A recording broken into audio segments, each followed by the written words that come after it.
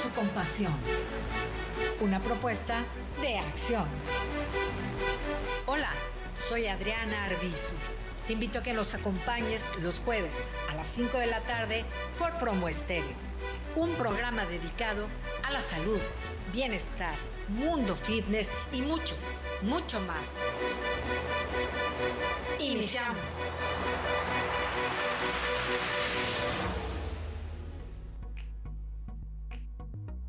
Amigos, ¿cómo están? Bienvenidos a Impulso con Pasión, una propuesta de acción. Yo soy Adriana Arbizu y estoy muy contenta de tener nuevamente de invitada y en tu consultorio, por supuesto, a la doctora Lupita Stone Aguilar. Muchísimo gusto de estar otra vez contigo, Lupita, bienvenida. Nos quedamos pendientes de seguir platicando de este tema tan importante, ¿verdad? Ay, no, un tema de veras que yo creo que ya muchos escuchamos la vez pasada, Lupita. Y bueno, primero que nada te quiero decir que estamos transmitiendo a través de Promo Estéreo y todas las plataformas que nos hacen el favor de transmitir este programa. Lo vamos a poder ver más adelante o ahorita en este momento o únicamente escuchar. Así que bueno, pues bienvenidos a todos. Un saludo a todo el público de Promo Estéreo. Y bueno, Lupita, si me permites voy a presentarte, aunque ya muchos te conocemos, pero hoy va a haber mucha gente nueva que tiene muchísimas dudas y quiere saber un poquito más de lo que hablamos la última vez que estuvimos juntas. Y bueno, así es. Entonces vamos a empezar. La doctora María Guadalupe Stone Aguilar es médico cirujano, egresada de la Escuela de Medicina de la Universidad La Salle. Su especialidad es de otorrinolaringología en el Centro Médico de la Raza de Linz. Es también certificada en gerontología, por el Consejo Mexicano de Gerontología AC. Tiene muchísimo más de 20 años de labores de atención a personas mayores en el asilo estatal y centros de atención diurna para ancianos. Fue fundadora de la Asociación Gerontológica y Geriátrica de Sinaloa en el 2004 y de la Asociación de Alzheimer Sinaloa en el 2006, así como los primeros grupos de autoayuda para familiares con pacientes de Alzheimer y otras demencias en el estado. Ella ha escrito 2 libros maravillosos. El primero se llama Llegar bien a la vejez, se publicó en el 2002 y luego hubo una nueva edición por parte de la editorial Trillas en el 2014 y salió en la Ciudad de México. Y el segundo libro maravilloso, que fue en el que estuvimos platicando justo el programa anterior, que es Alzheimer, Cuestión de Amores, y que ahorita les vamos a enseñar los dos, porque se los tenemos que enseñar para que se animen a comprarlos, que es una maravilla de libros. Actualmente colabora en la Asociación Alzheimer, apoyando a los familiares y en su consulta privada también. Y bueno, ¿qué más? Que si siguiéramos con este currículum, bueno, se nos va el programa en esto, y eso sí, no lo queremos, porque tenemos ahí varias dudas pendientes, Lupita. Y bueno, como ya muchas personas te conocen, yo nada más quiero decirte que me encanta tu amor y tu pasión por tu trabajo. La verdad es que desde la otra vez me quedé como con las ganas de decírtelo y sabes que cuando una persona ama tan apasionadamente lo que hace, se transmite, y enos aquí en la segunda parte, ¿no?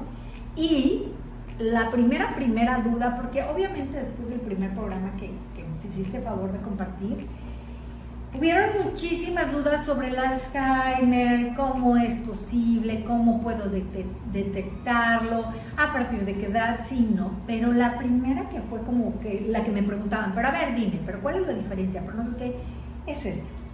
¿Qué es el Alzheimer?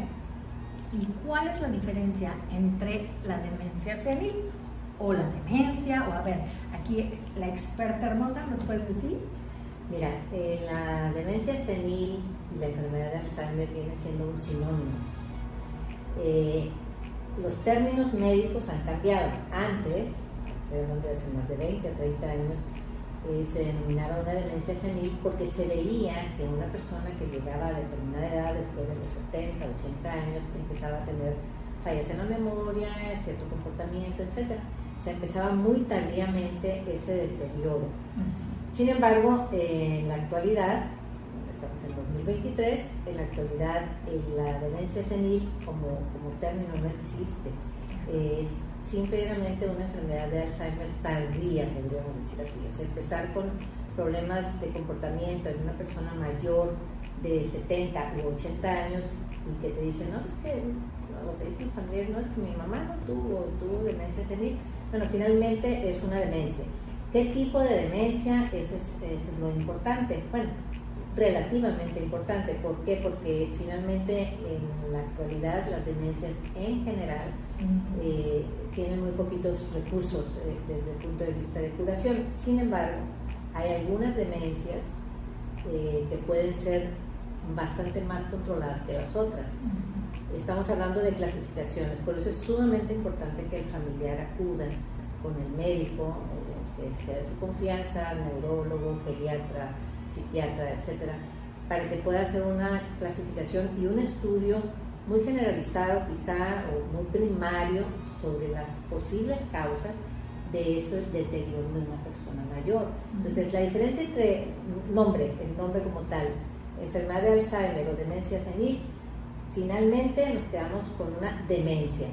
El apellido, si es Alzheimer, demencia vascular, demencia de Pick, hay bastantes como para ponerle un apellido. Y el término como tal, demencia senil, significa nada más que en la persona adulta mayor que no está ocurriendo este deterioro. Okay. Ahora, ahorita que te referiste, demencia, ¿todas las demencias se dan en el adulto mayor?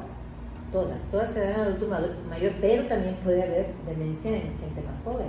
O sea, puedes tener una demencia. La demencia como enfermedad neurológica significa que hay un deterioro de las funciones cognitivas, de la atención, del raciocinio y de la memoria en cualquier persona. Entonces, un joven que pudiera tener una demencia pudiera ser, por ejemplo, por una intoxicación por drogas. Es una demencia.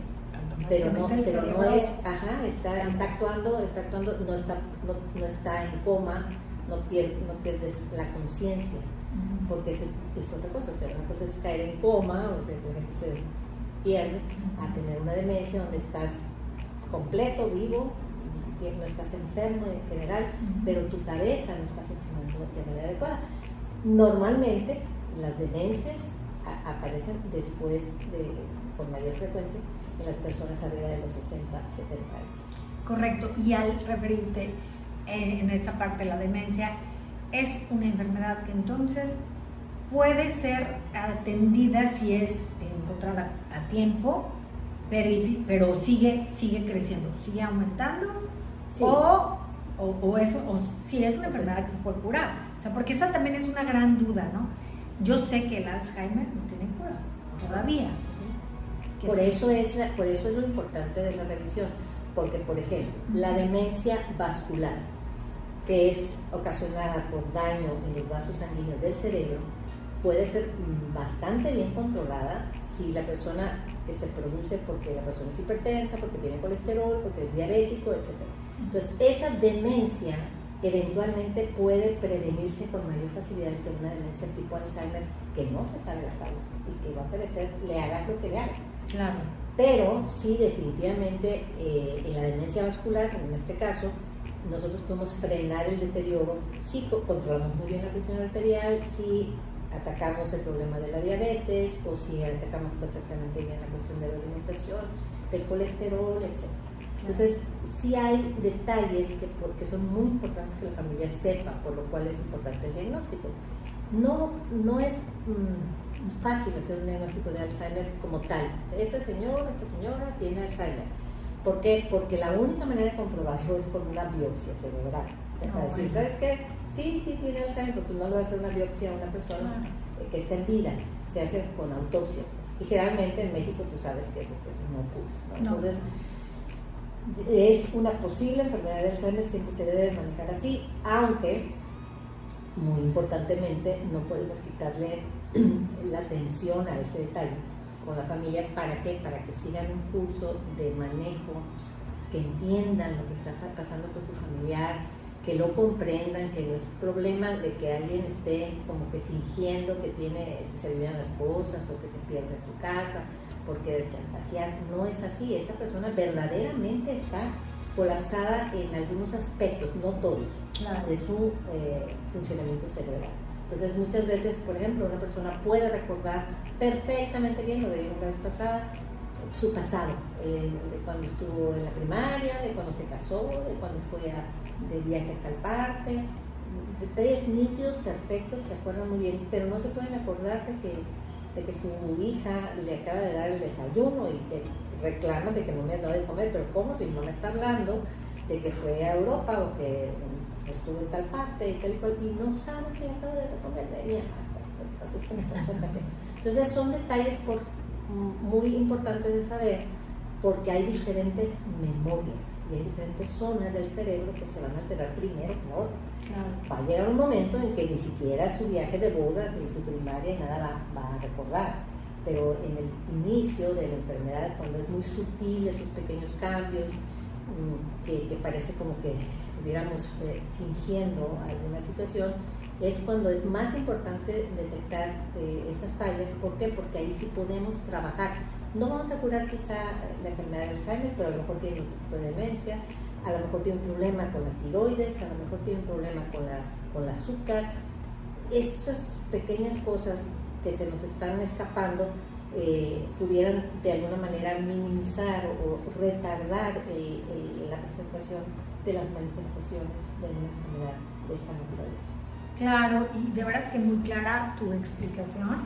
Y fíjate, Lupita, que justo este programa es como hablar de los mitos y las realidades que suceden en el proceso, tanto del Alzheimer como del envejecimiento. Que ese tema, de veras, híjole, tu libro, el primero, es como, qué chulada el libro, de veras, de hablar en cómo vamos a llegar al proceso de la vejez. Pero primero vámonos con el Alzheimer, y ahorita que comentabas esta parte, ¿no? ¿Cómo podemos identificar aterrizadamente? O sea, a ver, fíjate que yo empiezo a notar que mi mamá está distinta. Hace comentarios inapropiados. Esa es la primera. O sea, yo, por lo que estuve preguntando y lo que me estuvieron diciendo es que es inoportuna. Oye, no, es que tiene 65 y es una... Dices tú, ¿qué está pasando ahí? Bueno, sí, definitivamente la enfermedad de Alzheimer o cualquier demencia generalmente se va presentando muy lentamente. O sea, no vamos a perder la memoria de golpe, o no nos vamos a perder en la casa o en la calle de la noche a la mañana. No, porque entonces ahí estaríamos hablando, si fuera una cosa aguda, estaríamos hablando de otra situación que se llama delirio. Es otro asunto, ¿no?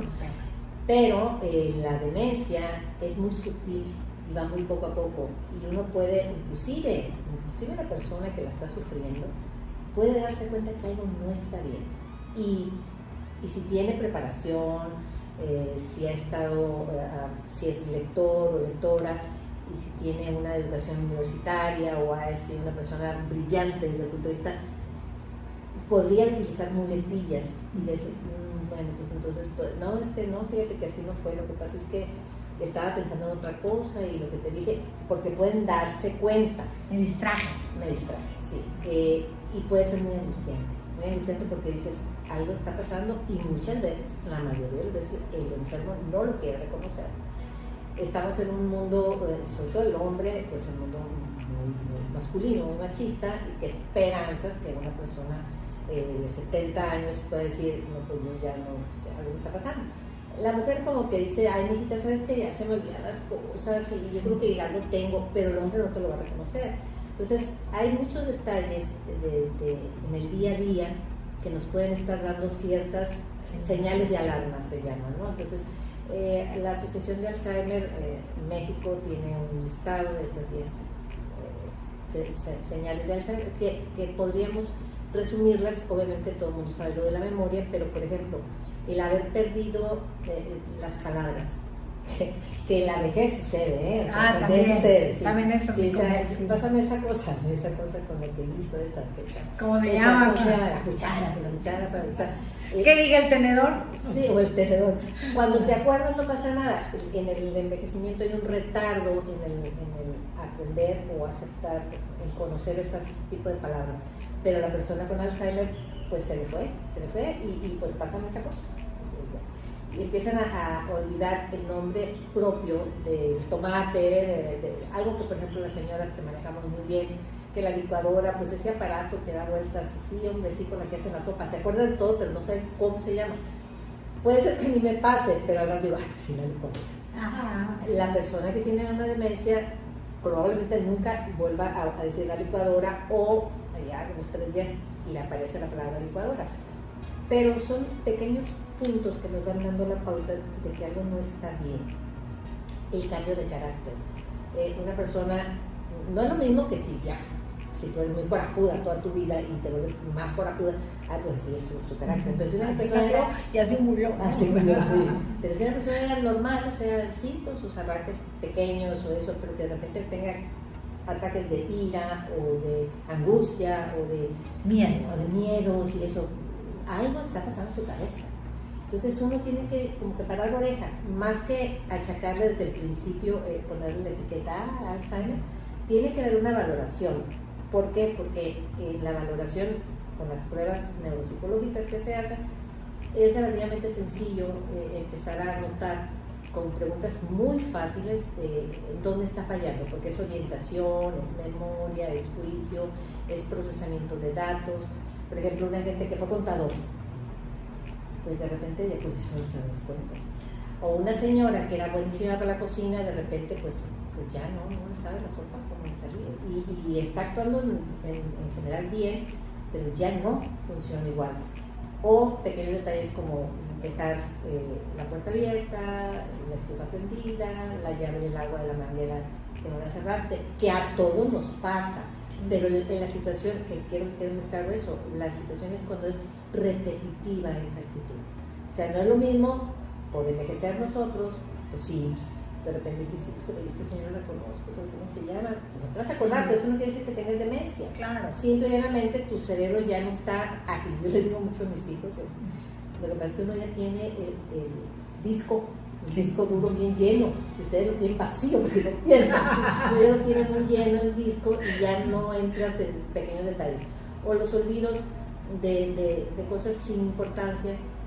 ¿Cómo que no te acuerdas de esto? No me acuerdo. ¿Por qué? Porque tú tienes otras prioridades en tu cerebro que pudieran ser importantes para ti, pero ya esas nimiedades no las registras.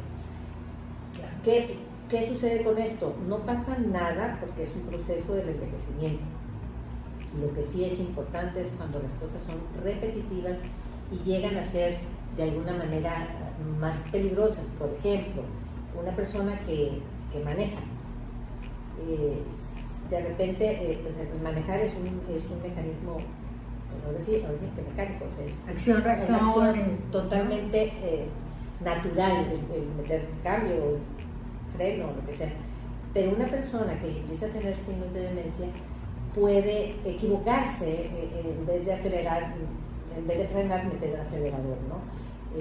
Puede tener pequeños accidentes de carro, puede tener, no sé, perderse, a lo mejor perderse ya en ciudades grandes, que de repente dicen, pues, ¿para dónde voy? Y ese tipo de detalles nos tienen que alertar muchísimo a la familia para ponerle atención. Ahora, también sumamente importante es no etiquetar a las personas antes de un diagnóstico, ¿no? Entonces, primero tenemos que ver si no está pasando otra cosa. Como te digo, probablemente se le haya subido la presión o le haya bajado la presión o haya tenido un pico de azúcar, etcétera, que puede ocasionar trastornos en la conducta y en el cerebro de esa persona. Sumamente importante que la persona esté bien estudiada desde el punto de vista médico, ¿no? En general. No necesita ser tampoco un gran especialista ni nada, sino simplemente una persona que cheque sus niveles básicos de vida. Y normalmente una persona que tiene Alzheimer, curiosamente, no tiene nada. O sea, no tiene ni la presión, ni el azúcar, ni nada. Entonces ahí eso te llama la atención también. Si una persona es hipertensa y diabética, no le quita la posibilidad de que tenga también Alzheimer, o sea, que tenga esa enfermedad.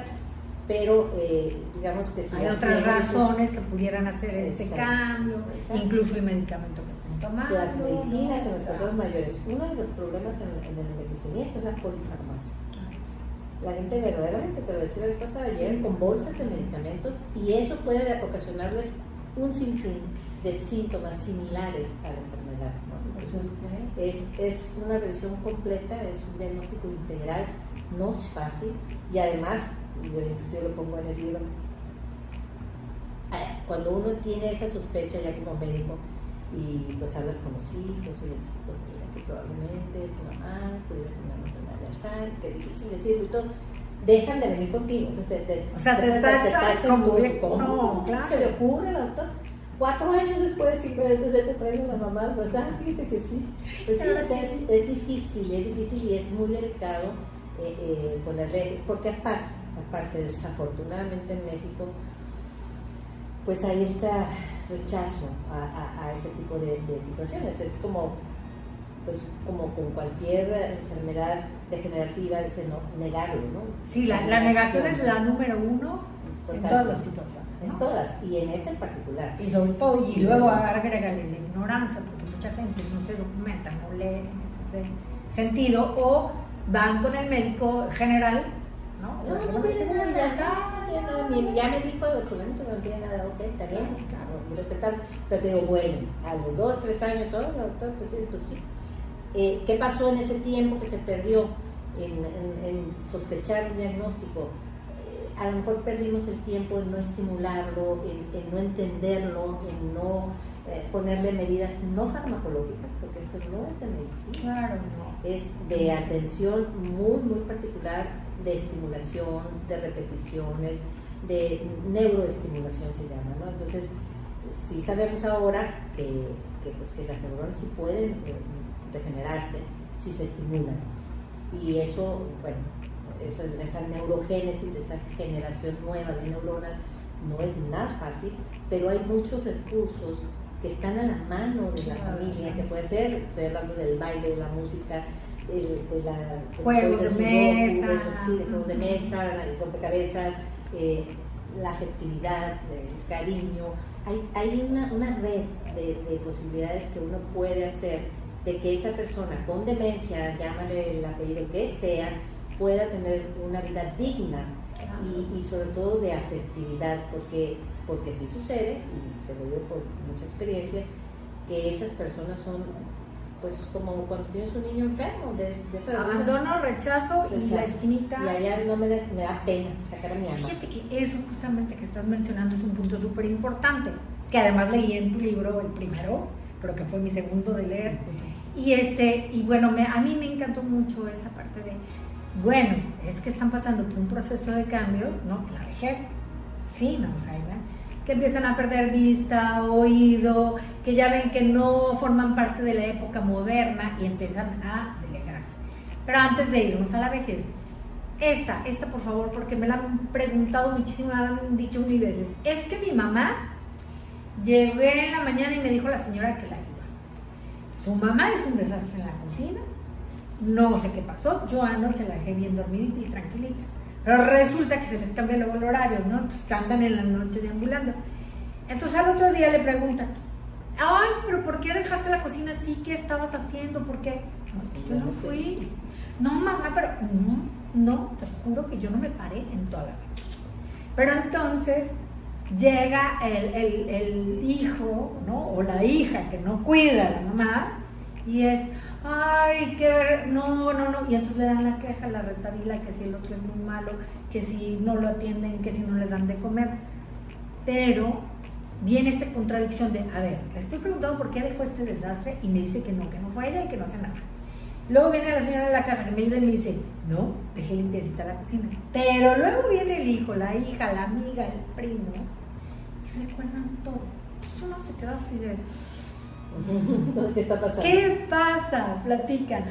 Bueno, en primer lugar, hay como una especie, hay lapsos donde las personas que tienen problemas cerebrales, hablemos de todo tipo de demencia, pueden no recordar lo que han hecho. Y eso confunde muchísimo, como dices tú, bueno, tanto al cuidador principal, que puede ser la hija soltera, que no se casó, que se quedó cuidando a los papás y es la mala de la película, porque además la enferma o el enfermo hacen cortocircuito porque son los que se dan cuenta de lo que está ocurriendo y les da coraje. Entonces, obviamente, sí, esa situación que tú platicas es de lo más común, y la que sufre los platos rotos finalmente es el cuidador, o el cuidador primario se llama, ¿no? Y eso causa muchísima aflicción tanto para el cuidado de la persona que está cuidando como entre las relaciones interfamiliares. Eso ocurre. Lo que yo le sugiero es, cuando suceden estas cosas, pues ahora dile a tu hermana que se venga a vivir con ella una semana. Con eso tienes. Claro. Con una semana dices, no, pues sí, mi mamá pues hace cosas que no debería de haber hecho en una persona normal, o sea, que está su cerebro funcionando adecuadamente. Es también una fijación grande las mamás, sobre todo las mamás, con ciertas personas de la familia, no porque los quieran más o porque los quieran menos, quizás son sus máximas preocupaciones. Muchas veces están queriendo hablar con él, o llega el hijo, que poco viene, que poco está, entonces como que se conectan, no sé, estamos hablando de afectividad, estamos hablando de que hay una situación de empatía, probablemente de toda la vida, o de necesidad afectiva de ese hijo en particular, y hace que su cabeza reconecte y de repente pues pueda hablar como si nada pasara. El estrés, lo vimos también la vez pasada, ocasiona pues muchísimos estragos en la memoria, ¿no? Entonces eso también contribuye a que esta persona que está peleándose con ella todo el santo día, la cuidadora principal, si no ha entendido que su mamá tiene un problema de demencia, que todo el santo día le está exigiendo, mamá, ya te dije, ya me preguntaste 1000 veces, y que claro que no, mamá, que no sé qué, es que me quiero ir a mi casa, estás en tu casa, mamá, que en vez de saber, ¿sabes qué? Sí, mamá, ahorita vamos a ir a tu casa, es que los niños, mamá, tú ya no tienes hijos, ya tienes nietos, bisnietos, pero ¿cómo?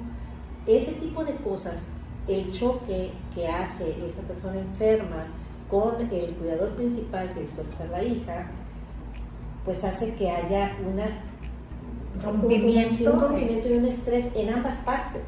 Claro. Y hace que también el cuidador se enferme.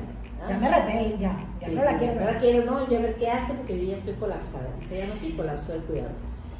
Esa situación de enfrentamiento, cuando el hijo, la hija no entiende lo que le está pasando a la mamá, y que se dice, me quiero ir a mi casa, en vez de decirle, no, mamá, pues estás en tu casa, tienes 30 años viviendo aquí, que esta es tu casa, no, ella en su cabeza, esa persona enferma, en su cabeza está viviendo su etapa de juventud, probablemente en el rancho, en el ejido, o en otra ciudad, o en otro país. Eso es muy importante que la familia lo conozca. Y cómo se maneja esa situación, porque es recurrente a la caída de la tarde, y se llama así, sun break down. La gente se colapsa, la enferma o el enfermo al caer la tarde. Y es un síndrome que aparece en este tipo de problemas. Entonces, lo que se recomienda, más que empastillar a la persona, es cambiarle, como dicen ahora, cámbiale el chip, cámbiale la pichada. ¿Cómo vas a hacer? Le dice, sí, ahorita vamos a ir, mamá, mira, nada más ayúdame aquí, ya vamos a limpiar la cocina, vamos a preparar la cena, mira, no quieres comer un chocolate, me te voy a dar unas galletas, no sé qué. El que se pueda romper el círculo vicioso de eso. Y no sé si te comenté la vez pasada, pero tenía pacientes que así le decían, bueno, pues saca a tu marido, a dar la vuelta a la cuadra. Ya he hecho la zanja. Ándale, hace zanja, ¿no? Y que le funcionaba, porque de alguna manera decir, ok, vamos a tu casa, súbete el carro, le das una vuelta a la cuadra y ya se le olvidó el problema, porque estamos hablando de problemas de memoria. También existen las obsesiones, ¿no? Entonces, clarísimo también va a ser que si esa persona que tiene un problema de demencia tiene una infección urinaria, por ejemplo, que es muy común. Mi mamá estaba perfectamente bien, y de repente resulta que se quede en su casa y en la noche no duerme, platica y grita y habla, no sé qué, búscale algún problema, porque seguramente algo trae aparte de su demencia. Sí. Se está manifestando entonces esta situación, que puede ser una infección o puede ser un malestar que esté dentro de ella, que no sabe ni qué, y empieza a actuar todavía peor de como ya está. Así es. Entonces son como focos de, hey, algo está pasando ahí. Sí, puede ser desde una uña enterrada, desde que algo anda. El pedicure para las mamás y los papás, importantísimo. Pues ya oye, si normalmente, ¿no? Te da una flojera, no sé, que ir al pedicure, o tú hacerte las uñas, no sé qué. Sí. Ahí se da.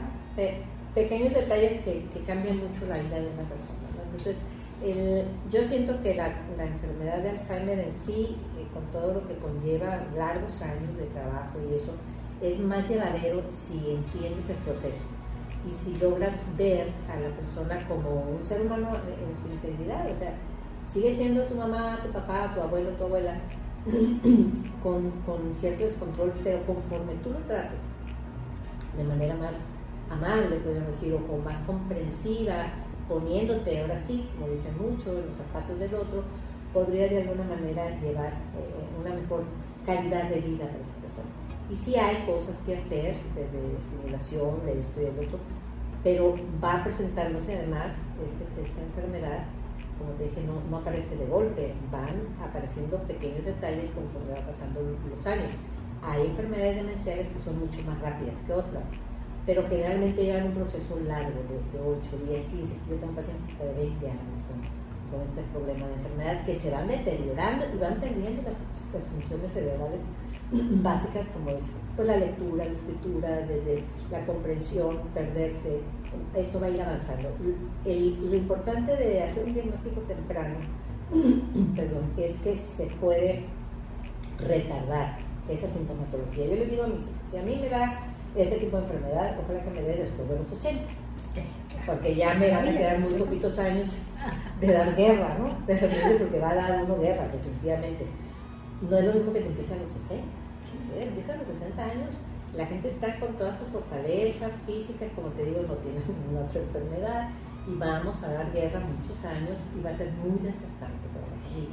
Entonces, ¿qué sucede con un diagnóstico temprano? Que podemos retrasarlo. Ahí sí hay medicamentos que pudieran ayudar a que se ralentice este proceso en la cuestión de la memoria, en hacer cosas y otras actividades para estimular y todo eso. Fíjate que ahorita que comentabas este punto, me viene mucho a la mente el hecho de que a veces tenemos tanto miedo de que digan que somos malos hijos o malos cuidadores o malos o mal familiar, que decimos, no, yo la cuido, yo me hago cargo, yo. ¿Cuándo es el momento adecuado para decir, hay que contratarle a alguien, tiene que estar en manos de alguien? ¿Cuáles serían los puntos básicos que tú dirías, ya es momento de que alguien busquen apoyo en alguien más? Porque, como dices tú, muchas veces el cuidador principal se desgasta, se enferma y a veces se mueren antes que el paciente, ¿no? Y digo, se muere porque, bueno, pues todos nos vamos a morir. Pero entonces colapsa la familia, colapsa todo y angustiamos mucho más a nuestra enferma. Sí, definitivamente. ¿En qué momento o cuáles serían los puntos de hagan algo ya? Bueno, el punto de hacer algo es cuando esa persona que empieza con signos de demencia no puede estar sola. O sea, muchas veces cuando tú notas, cuando tu cuidador principal o hija o hijo que están... A veces sucede también que las personas viven solas, las personas mayores, y no te das cuenta de lo que está pasando. Pero puede haber algunos indicios, como por ejemplo, pues, que no se baña, que tiene ya, estuviste aquí hace una semana porque vives fuera, y ves que tu mamá tiene el pelo ceboso, y que pues que no, sí, yo ya me bañé, no sé cuánto. Entonces checas el baño, pues está el jabón en el mismo lugar, el champú igual. O sea, hay pequeños detalles que te van diciendo, algo no está marchando bien. En ese momento debe de haber una persona que esté a cargo en el sentido de vigilancia, de acompañamiento y vigilancia. Vigilancia sin ser policía, ¿no? Claro, La preparación de los alimentos, cuando tú ves que está bajando de peso, pues que estás viendo el refrigerador, se echan a perder las cosas. O sea, hay muchos signos que nos pueden ir viendo, un poquito de observación pudiera ser. Ahora, también los hijos somos metiches a veces, ¿no? Entonces, ¿sabe mamá que por qué no? O sea, a lo mejor un viejito ya no se quiere bañar porque dice la cáscara guarda el palo. Hay viejitos así que no se bañan, no quiere decir que tengan demencia, pero hay ciertas actitudes fuera de lo normal, que tú dices, no me está gustando. Y lo que más convendría es que te quedaras con ella una semana o 10 días con tus papás para ver si está pasando algo fuera de lo normal. Eso sería la primera observación, porque hacer un juicio de fuera es muy delicado y también es una falta de respeto para una persona. Claro, es una invasión. Es una invasión a su privacidad, aunque sean tus papás. Sí. Esa es por un lado. Y la otra es cuando ya la persona pues, puede tener alguna otra situación muy clara, pues de que no se acuerda de dónde dejó, no sé, cómo se prende la estufa o simplemente la cuestión del baño, por ejemplo, que no sabes si es agua caliente o agua fría. Ahora sí, te voy a decir un dicho que decía mi mamá, ahí te va a ir diciendo. La vida te va diciendo, la situación en particular te va diciendo cuando esa persona necesita cuidado o atención más segura, más persistente, directa. La situación de llévate a tu mamá una semana tú y el hermano que sigue otra semana o un mes y otro mes, yo no lo recomiendo en general. Somos familias en México numerosas y eso, y es muy fácil decir que mi mamá se vaya contigo tantos meses y conmigo tantos, y ni que fueran peletas, ¿no? Entonces muchas veces sí conviene acompañarlos y que vayan un determinado tiempo, pero como que estoy de vacaciones, pero así como que se venga a vivir conmigo aquí. ¿Qué sucede con la persona que tiene demencia? El cambio de su sitio de origen, donde ha vivido 20, 30 años que sean, a otro lugar, los descontrola terriblemente. Ahí sí te das cuenta de pe a pa de que están sufriendo un problema de demencia. ¿Por qué? Porque desconocen el lugar, pueden tener ya insomnio, pueden no dormir toda la noche, se pueden caer porque no saben dónde están los tapetes o las cosas. O las luces, ¿no? Sí, entonces yo les recomiendo más bien que los hijos vayan y se vayan a vivir esa casa un mes o 15 días o una semana, como sea. Cada familia y cada situación es distinta, o sea, no podemos así hacerlo como que es una general, de aquí partimos todos y esto es la realidad. No, simplemente sentido común, sí, pero es respeto a su vida privada, su vida personal, de pareja, los papás o lo que sea, y al mismo tiempo es estar como pendiente de que alguien pues les eche una vuelta y eso, ¿no? Yo ahorita tengo una paciente que quedó viuda recién, de más de 80 años, que las hijas que viven fuera me dicen, ay doctor, es que mi mamá está bien, pero hay detalles y pues como que no sabemos, pues ahí es muy importante que una persona esté con la, porque vive sola ella la viejita, ¿no? Que esté alguien en su casa, que por lo menos va a decir, no quiere, que porque para que todos los días no necesita una muchacha, no es para que le haga el aseo, es para que tenga compañía, que esté con ella y eso. Entonces, cada caso te va a ir planteando una respuesta distinta a lo que se ve. Acabas de tocar un punto importantísimo y bueno, tomando en cuenta el ejemplo de tu paciente, perdió a su pareja de toda la vida, pero también las personas que empiezan a tener esta situación de demencia duermen mucho y luego uno dice, está deprimido. Probablemente la señora, ¿no? Que perdió a su marido de toda la vida, pues a lo mejor sí, está deprimida y hay que vivir el proceso. ¿Qué pasa con los pacientes que todo el día duermen? Obviamente en la noche pues, no duermen. Bueno, sí, el problema del ciclo del sueño es una cosa delicada ya en los viejos de por sí, ¿no? La persona mayor duerme menos en la noche en general, pero una persona que tiene un proceso de deterioro tiene el ciclo del sueño totalmente invertido, perdido, no necesariamente, pero pasa mucho.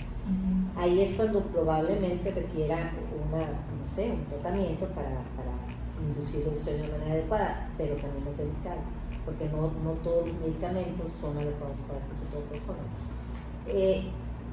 La persona con demencia va a tener alteraciones de todo tipo, de todo tipo, todo se le mueve, y obviamente yo les recuerdo mucho a familias que pierden la memoria, pero no pierden la inteligencia ni las sensaciones.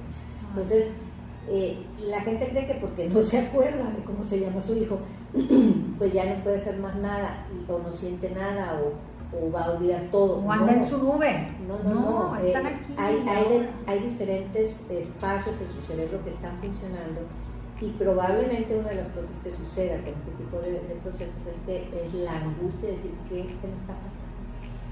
Entonces sí es muy importante el manejo continuado, inclusive ahí sí conviene a veces dar medicamentos para que la persona pueda reacomodar su ciclo de sueño, que pueden ser cosas naturales también, no necesariamente medicina alopática, ¿no? Sino que puede ser desde tu vasito de leche caliente o el tecito de col o no sé, la melatonina, ¿para qué? Para que esta persona, y sobre todo, que se sienta con la seguridad de estar acompañada, porque eso también, dejar solos en la casa, pues les da miedo.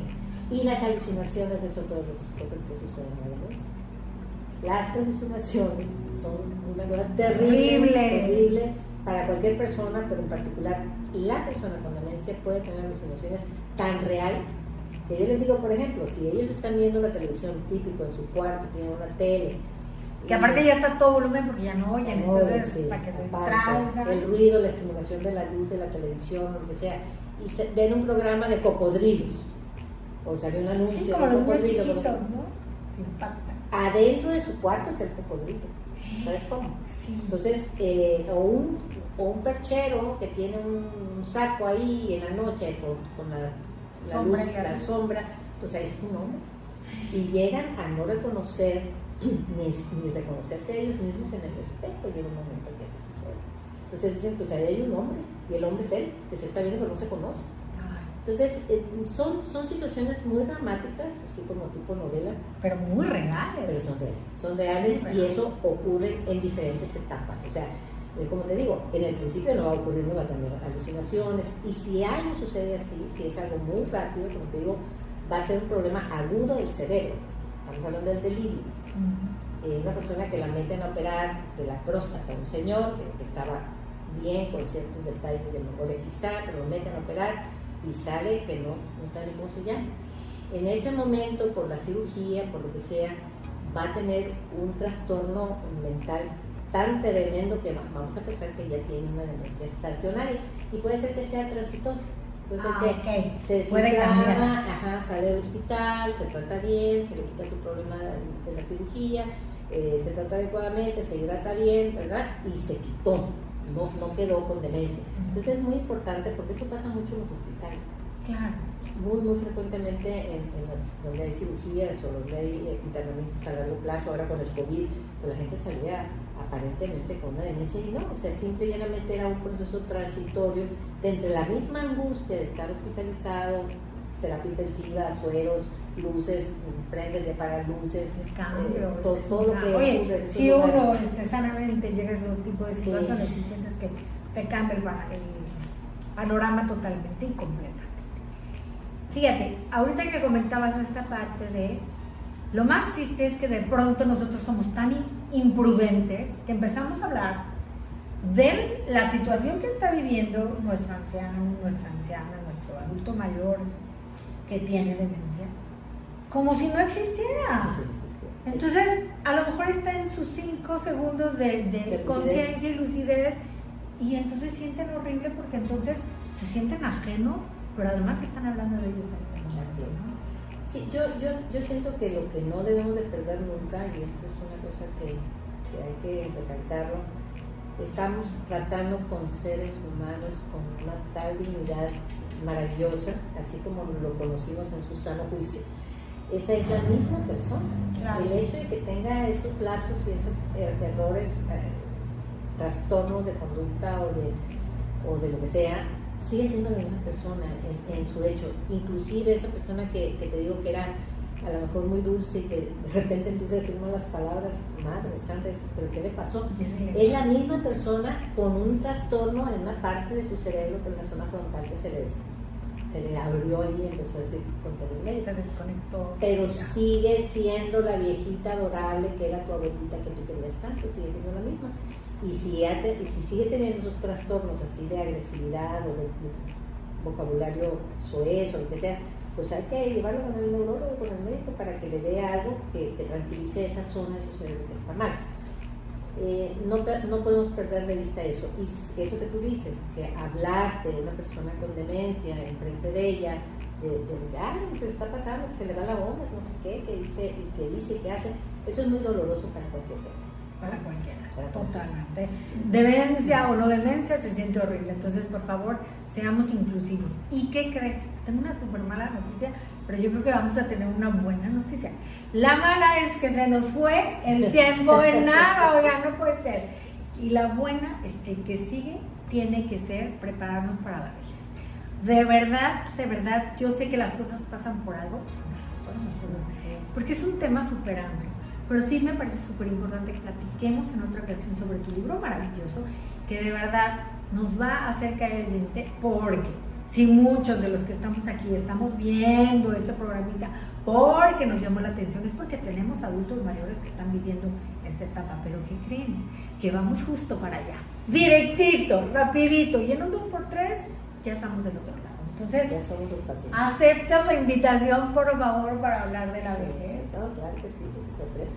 Ah. Porque se ofrece y se puede ayudar, porque sí hay mucho, como dices tú, hay muchos mitos, hay muchos errores, y podemos, la medicina realmente es preventiva, ¿no? O sea, el envejecer bien, el no tener demencia tan temprano, porque ya pues si te tocó la herencia, pues te tocó, pero inclusive la que no es hereditaria, podemos nosotros hacer muchas cosas que ya están en todas las redes sociales, si la gente sabe, claro, pero no las aplicamos.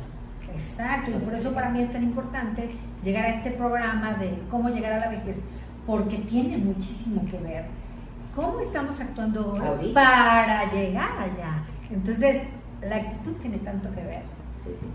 tanto, y bueno, que educamos con ellos, ¿no? Entonces, así que aquí nos vamos a ver próximamente, bueno, en unos 2 mesecitos para que los dejemos y podamos preparar un programa hermoso, porque oye, se nos va el tiempo en nada, ¿no? Somos muy platicaderas, ¿no? Y es un tema súper apasionante. Muchísimas gracias, mi querida doctora hermosa. Gracias y bueno, ustedes. aquí nos vemos pronto. Claro que sí, con mucho gusto. Ay, muchísimas gracias. A ustedes también les doy muchísimas gracias por habernos acompañado una vez más en Impulso con Pasión, una propuesta de acción. A Celia González, mi productora, y por supuesto a todos en Promoesterio por darnos la posibilidad de estar aquí. Nos vemos la próxima semana. Hasta pronto. Bye. Esto fue Impulso con Pasión con Adriana Arbizu. Nos escuchamos la próxima semana a partir de las 5 p.m. Te espero.